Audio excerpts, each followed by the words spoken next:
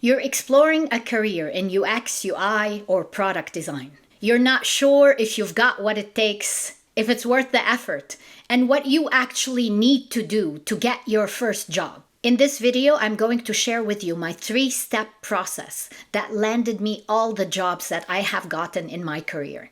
And not just any jobs. Today, as I speak to you, I already have 2 jobs that I absolutely love as a product designer and a design instructor in Algonquin College. Most importantly, I have this 3rd job, which is this channel where I get to share my experience with you. So let's get started. The first step that is most critical to anything before we can move forward is attitude. What do I mean by attitude? It is your attitude. How are you approaching this topic? You want to be a designer, but how are you looking at this? Let me give you the 2 examples that I see very commonly around me in my students or in many beginners that I mentor. The first attitude is a very realistic, almost dark attitude, where people are looking at the world, they're seeing there's very few jobs, especially for beginner designers.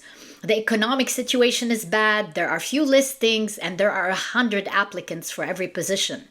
And you're asking yourself, but how am I going to get picked? It's a very gloomy attitude because you're looking at everything that's going wrong. And definitely, if you continue to look at it this way, it's going to affect your whole perspective. It's going to cripple you and make you feel doomed and not want to do anything about it. And that brings me to the second way you can look at this. You focus on what you can control.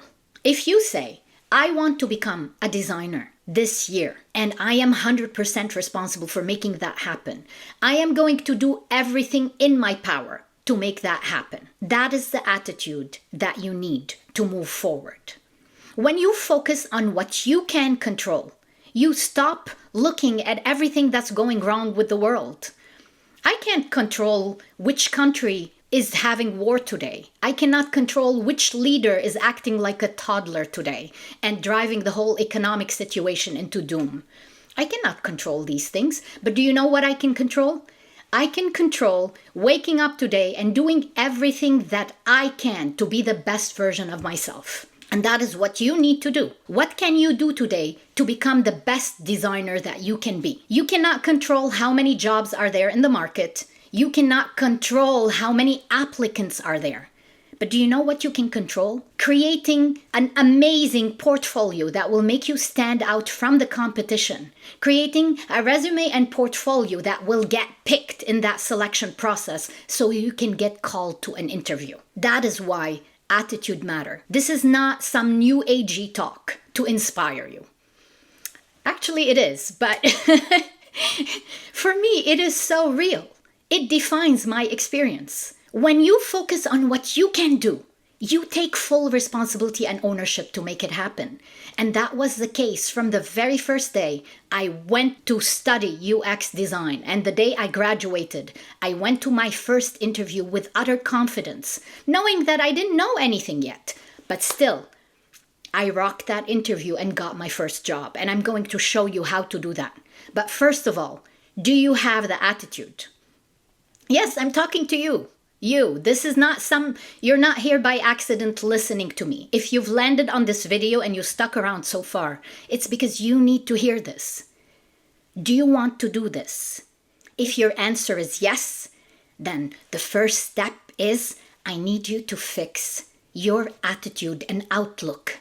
Stop worrying about what's happening in the world. Stop worrying about the economic situation and the lack of jobs, and start focusing on what you can control. And I'm going to show you next what all you can do, what is within your control to stand out from the competition and to get that first job interview. So the second step is certification. To apply for a UX job, it is very critical that you have the right kind of certification that qualifies you to be a UX designer, UI designer, or product designer. I know these names are used interchangeably, even though there is a slight difference between them, but still, we are talking about the same thing. I will not go into the subtle differences right now. I will do that in a different tutorial. But for now, you know what we mean. So how do we get that product design job? It is not enough anymore that you have a background in graphic design. It is not sufficient. A certain level of certification is required for you to be qualified for a UX position. So how do we do this? What kind of certification do I need? Let's address this first question. My answer differs based on your background. Are you fresh out of school? Are you considering options to go to in university? You don't have any other certification? Then my answer is you absolutely need to go to university or a practical college where you can get a degree that is well acknowledged in UX, UI, or product design. So what kind of programs will allow me to do that? I've heard some people do a boot camp in UX design within 3 months and they can do it. Yes, those options are available and I'll talk about them, but those are not for people who are fresh out of high school or who are still, a lot of my audience, you are in your early 20s maybe. So this is not for you. That option is not for you. Those boot camps are very condensed with a lot of knowledge, and they're geared more towards people who are coming to UX as a second career. And that's what I'm going to talk to. But I highly recommend that you do a 2-year program or a 3-year program, that you get a bachelor degree in arts or design so that you become qualified. When you apply for a position, a lot of the applicants are going to have a bachelor. Some of them will even have a master's. So if you want to stand out from the competition, please take your time to go through a dignified university degree or a college degree that prepares you to be a designer. And also, it is very helpful to take the time to do this. When I personally decided to go into UX as a career, I took a 2-year diploma in Algonquin College. Actually, this is a program that I teach today. I teach the students in the program that I graduated from 11 years ago. And it was wonderful to have 2 years of going through this process. There is a lot more to the UX process than just doing a Figma tutorial. It's a whole process of research and user-centered investigation that allows you to craft products that are well designed for users and that will be successful in the market. So it's very important that you go through that process properly. Now, for the remaining of you who come from a different career, and that was the case for me as well. When I went into the UX field, I already had a bachelor in arts. I already had work experience as a product owner with a nonprofit for many, many years. And then I decided to go back into UX. And today, actually, so many people who come to UX and UI design are coming from a different career. And that is wonderful. Because in essence, designing with user experience in mind comes from a certain understanding and common sense of life and people and what people actually need.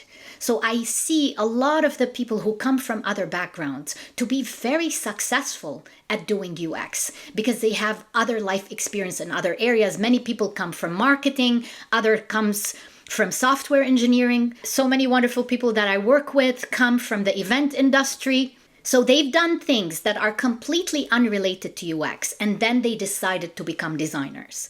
And that went really, really well for them. So if that is the case, if this is you, you already have a bachelor in your pocket or some other degree, maybe even a master's in some different field, and you want to transfer into UX. For you, you need a UX validation that you've gone through the proper training.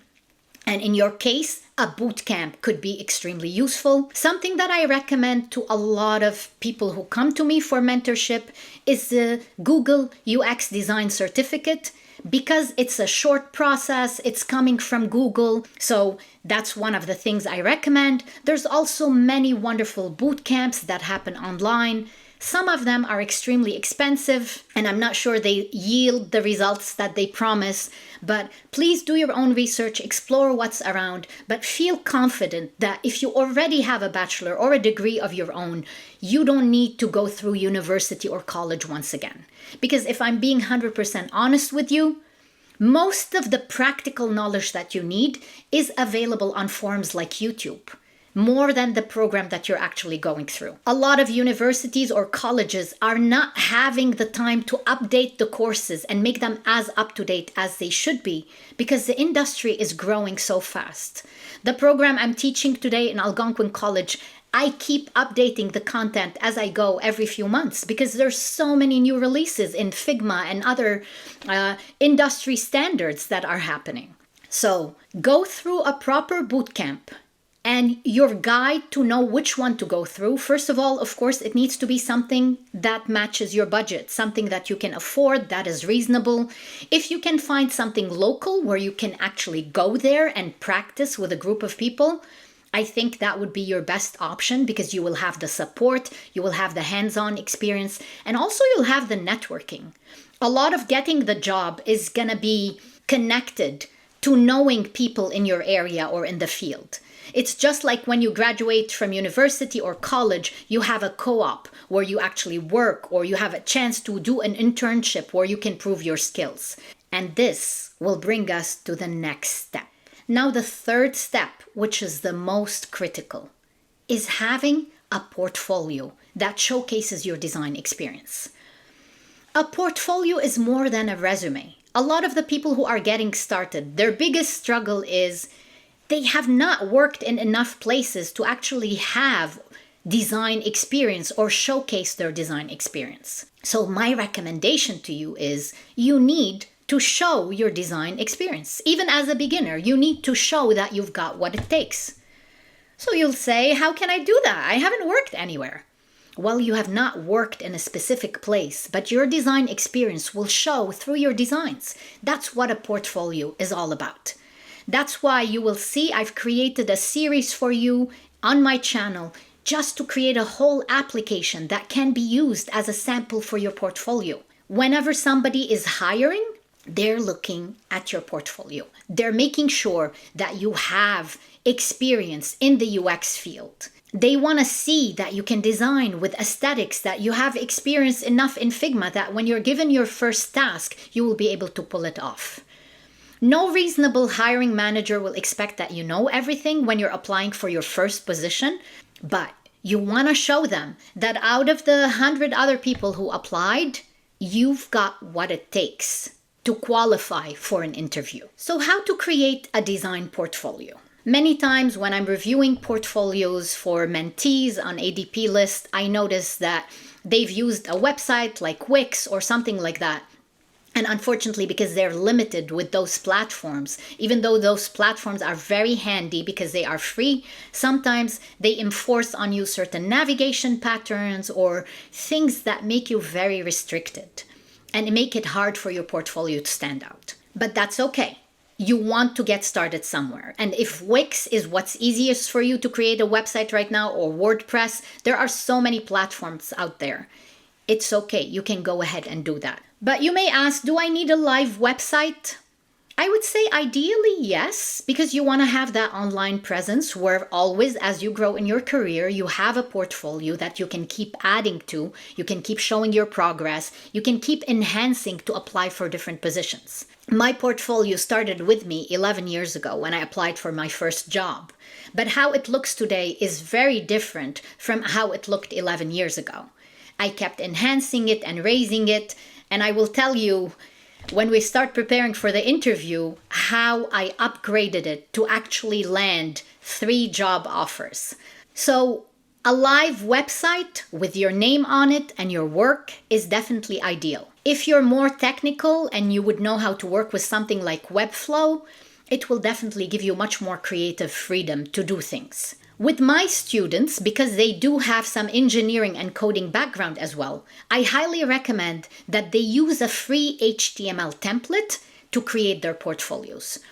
If you search on Google for free HTML portfolio template, you will find so many that can get you started in a very beautiful way. Most of the code is written for you.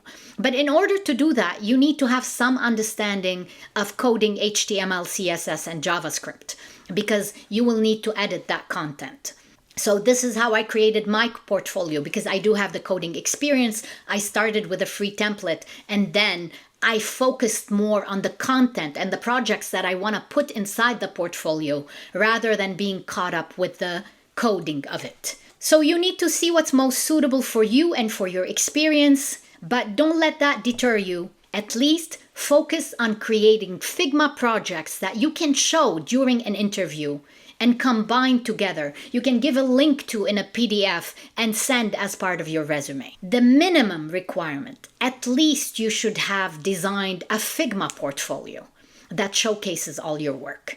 That's not aiming for the stars, but at least that's getting you started. Now, the next step would be, you have a live portfolio. Now, what do I put in it? Because that's the main problem. You don't have enough work experience to show in that portfolio.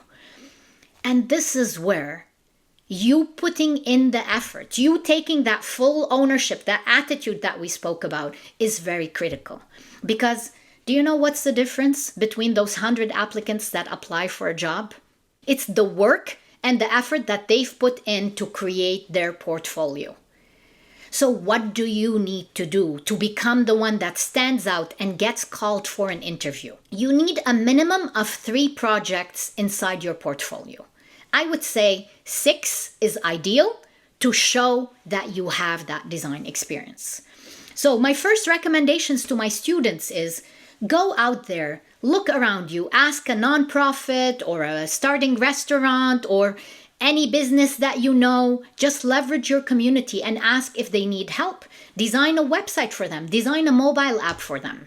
You can get reviews from them on your work and you can use those as testimonials in your portfolio. But if you cannot, that is harder, right? Like going out there and finding a real project to work on is harder. How do you get started today creating your first project for your portfolio? Go right there to my Figma tutorial and follow along the steps and create a rockstar iOS app and then create an Android app. Add your thoughts to it. Don't just follow what I have. Add your thoughts to it, develop it from 3 pages to 10. Make it more creative, make it your own, but get started somewhere. There are so many wonderful assets online of people sharing their knowledge. Leverage that. Just come up with an idea. Don't give yourself excuses. Just design something. Because only by designing and practicing, you will get that real experience. And it will show. It will show in your work. It will show in your designs. It will show in the way you speak, in the level of confidence that you have. For a hiring manager to believe that you can do this job, the first step is you need to believe it. You need to know full-heartedly that you can do this.